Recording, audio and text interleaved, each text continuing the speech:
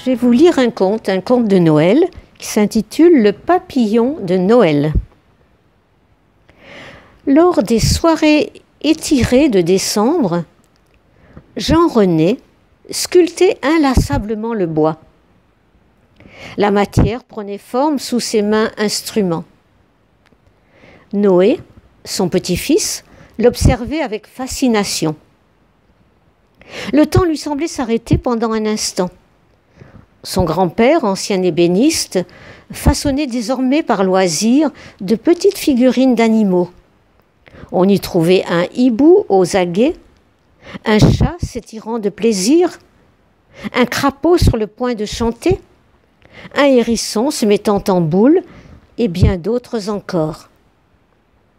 Toute cette collection, malgré la fine couche de sueur déposée au fil du temps, semblait vivante, comme si Jean-René avait réussi à saisir l'essence même du mouvement de ces êtres en action. Le petit garçon les contemplait en les caressant du regard, uniquement du regard, de crainte que le moindre effleurement digital ne puisse rompre le charme de ces êtres fantastiques, si fins et délicats.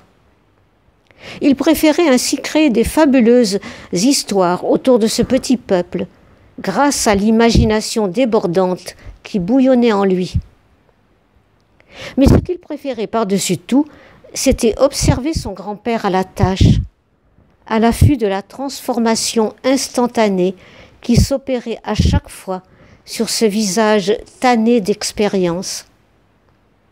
Comme un masque qu'il quitterait d'un battement de cils, son regard devenait brillant et se gorgeait d'une source tellement étincelante qu'on aurait dit que ses yeux allaient ruisseler de joie le long des sillons de son visage.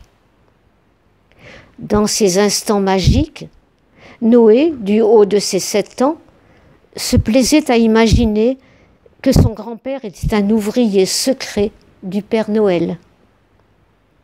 Or, Noël approchait à grands pas. Le jeune garçon était déterminé à discuter enfin sérieusement de cet événement avec son grand-père. Pour une raison mystérieuse, Noé n'avait jamais fêté Noël avec lui jusqu'à présent. Ce mot même ne semblait pas exister dans le vocabulaire de Jean-René.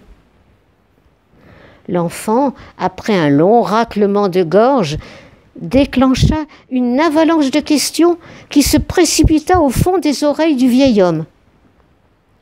Celui-ci, assourdi et décontenancé, se mit à rougir, et ses yeux, si étincelants l'instant d'avant, s'obscurcirent, comme Noé n'avait jamais vu auparavant.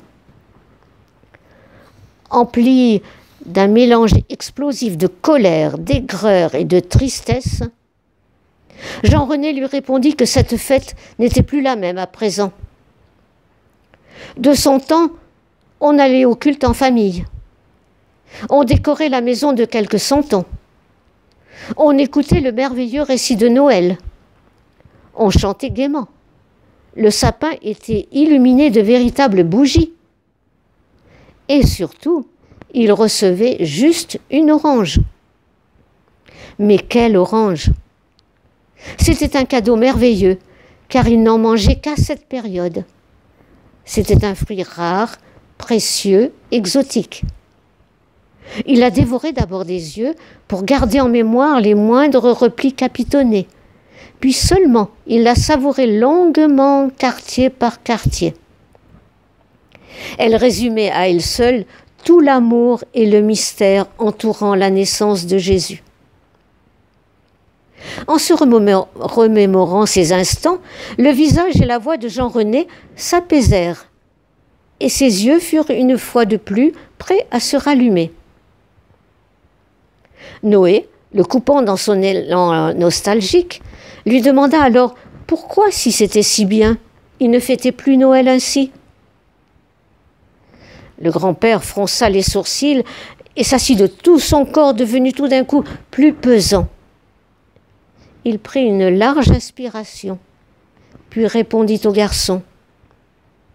Depuis la mort de sa femme, la grand-mère de Noé, il n'avait plus le cœur à fêter quoi que ce soit, même la naissance de Jésus.